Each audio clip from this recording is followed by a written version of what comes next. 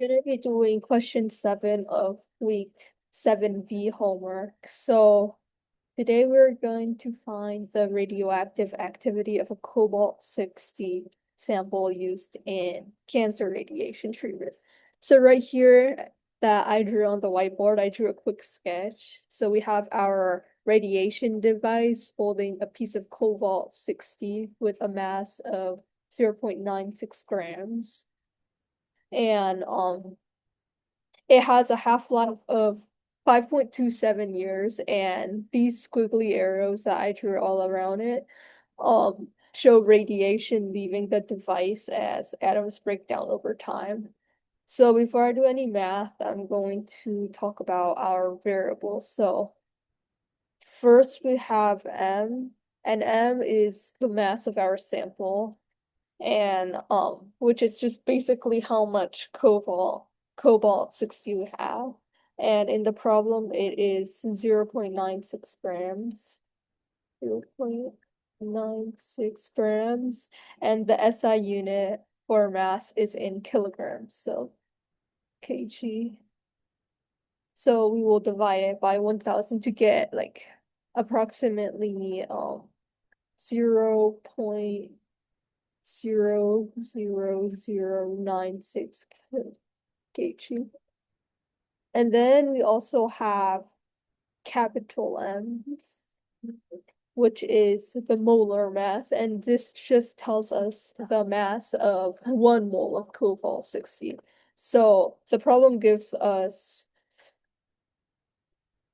59.9333819 atomic mass units, which is approximately 59.9333819 grams per mole.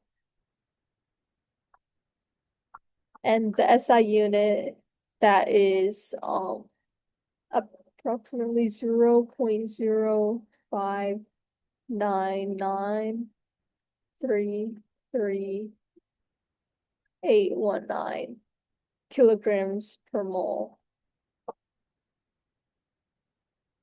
And then next we have Na, which is Avogadro's number. So Avogadro's number, which is just 6.022 times 10 to the 23rd atoms per mole, which is a constant that is telling us how much atoms there are in a mole. And then we have N, which is the number of atoms in our sample, but it's just count, so it doesn't have any units. And then we have half time. Half time is the time it takes for half the material to decay. And so in the problem, it says that 5.27 years.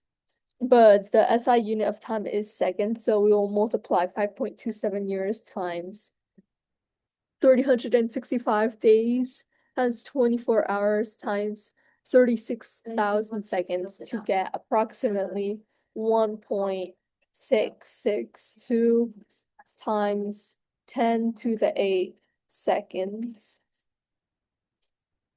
And then lambda is the decay constant, which just represents how likely an atom is to decay each second, and its SI unit is in inverse seconds.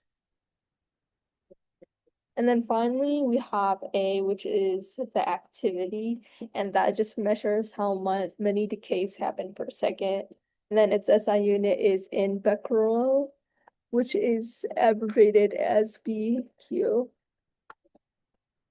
So the first step to find the activity, we need to know how many actual atoms of cobalt-60 are in the sample. So we will use the formula N is equal to M mass over the molar mass times Newton's constant. And then if we plug in our numbers, M is like 0.0096 kilograms, so 0.00096 kg over our molar mass, which is this large number. So 0.059933819 kilograms per mole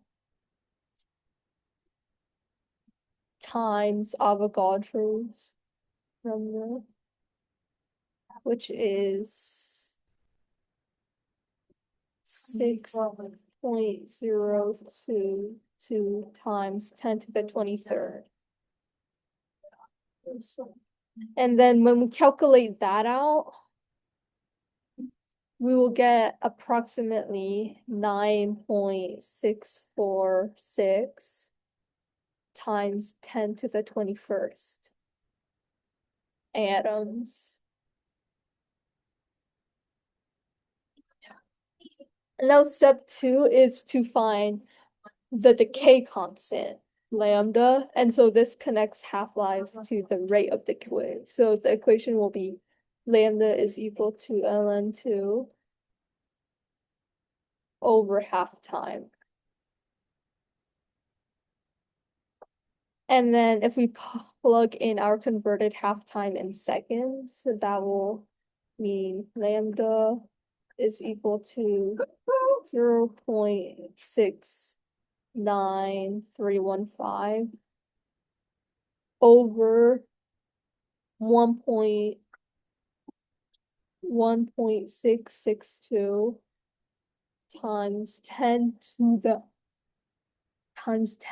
the 8 seconds, which is approximately 4.17 times 10 to the 9 inverse seconds. And then for the final step, we just have to multiply the decay constant by the total number of atoms to get the total activity A, which is basically A equals lambda times N. And then if we plug in our values, that would just give us A is equal to 4.17 times 10 to the negative 9 inverse seconds times 9.646 times 10 to the 21st atoms.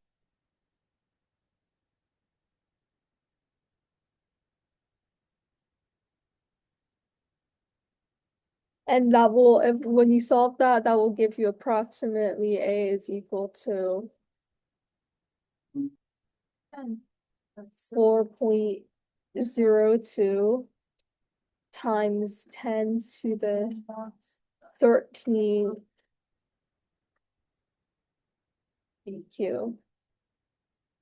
And so that's our answer. Which means that there are around 40 trillion decays that are happening every second in this therapy device. Thanks for watching.